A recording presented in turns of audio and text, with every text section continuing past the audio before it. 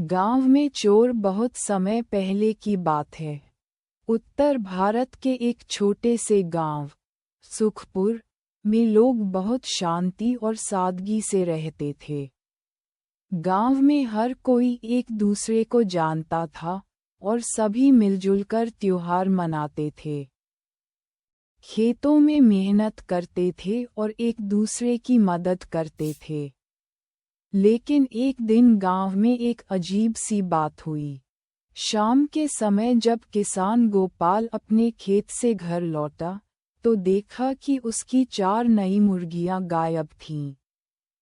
पहले तो उसे लगा कि शायद कहीं इधर उधर निकल गई होंगी, लेकिन काफी देर ढूंढने के बाद भी जब वो नहीं मिलीं, तो उसने पूरे गांव में खबर फैला दी, मेरी मुर्गियां कोई चुरा ले गया है।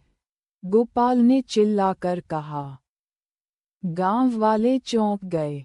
हमारे गांव में चोरी, ये तो पहली बार हुआ था। अगले ही दिन मीनाबेन की बकरी गायब हो गई।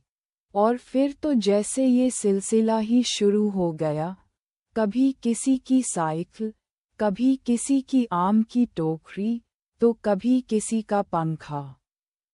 हर कोई परेशान हो गया। गांव के मुखिया, बूढ़े मगर समझदार हरिया चाचा ने सभी को पंचायत में बुलाया। हमें इस चोर को पकड़ना होगा। लेकिन कैसे? हर कोई सोच में पड़ गया।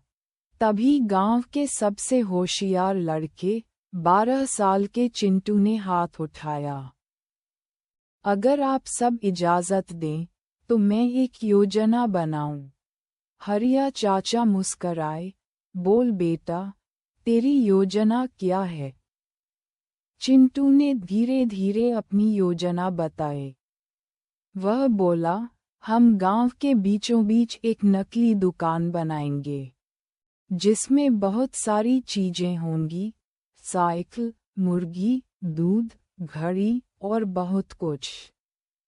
और हम सब झाड़ियों में छिपकर बैठेंगे। जैसे ही चोर आएगा, हम उसे पकड़ लेंगे। हर किसी को ये योजना पसंद आए।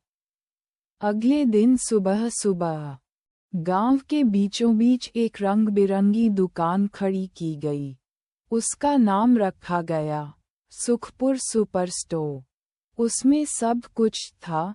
नकली मुर्गियां जो कुड़कुड़ करती थीं, नकली घड़ी जो टिक टिक करती थी, और नकली बकरी जो में करती थी। यहाँ तक कि दुकानदार भी एक बकरी के भेष में छिपा हुआ पुलिस वाला था। रात को गांव के कई लोग झाड़ियों में छिप गए। चिंटू, हरिया चाचा, गोपाल, मीनाबेन और कुछ और। करीब आधी रात को झाड़ियों में खड़े चिंटू को एक परछाई नजर आए। एक दुबला पतला आदमी धीरे धीरे दुकान की तरफ बढ़ रहा था। उसने चारों ओर देखा, फिर मुर्गी को पकड़ने ही वाला था कि अचानक बकरी बना पुलिस वाला उछलकर उसके सामने आ गया। धप्पा! चिंटू ने भी जोर से चिल्लाया। बाकी सभी गांव वाले दौड़ते हुए आए और उस चोर को पकड़ लिया। अब जो चोर का चेहरा सामने आया, तो सबकी आंखें फटी की फटी रह गईं।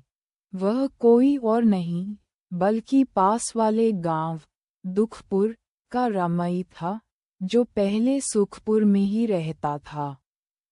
लेकिन चोरी के आरोप में उसे गांव से निकाल दिया गया था।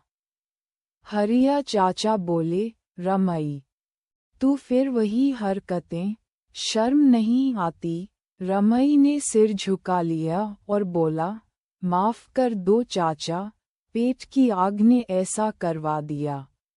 हरिया चाचा बोले, हम माफ कर सकते हैं, लेकिन भरोसा फिर से कमाना होगा। अब तुम गांव के सारे नुकसान की भरपाई अपने हाथों से करोगे। गोपाल की मुर्गियां, मीनाबेन की बकरी और बाकी सब। रमई ने सिर हिलाया और कहा, ठीक है चाचा, मैं मेहनत करूंगा, लेकिन इस बार ईमानदारी से। इसके बाद गांव में फिर से शांति लौट आए। चिंटू हीरो बन गया। सब उसे छोटा जासूस कहने लगे। और रमई, उसने गांव की बकरियों के लिए एक बड़ा सा तबेला बना दिया और मेहनत से कमाने लगा। गांव ने भी उसे फिर से अपनाया और इस तरह सुखपुर फिर से सुख से भर गया। सीख, चोरी से कभी किसी का भला नहीं होता। अगर मुश्किल हो तो मदद मांगो, गलत रास्ता नहीं चुनो।